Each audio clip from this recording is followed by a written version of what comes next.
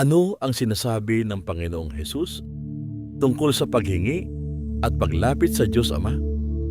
Pakinggan natin ang nakasaad sa Mateo 7:7-11. Humingi kayo at kayo'y bibigyan. Humanap kayo at kayo'y makakatagpo.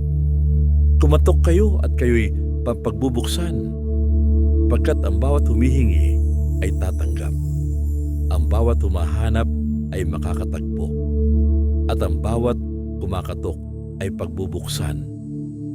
Bibigyan ba ninyo ng bato ang inyong anak kapag siya'y humihingi ng tinapay? Bibigyan ba ninyo siya ng ahas kapag siya'y humihingi ng isda?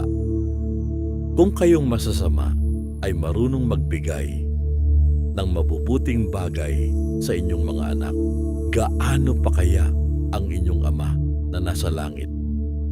Bibigyan niya ng mabubuting bagay ang sino mang humihingi sa Kanya.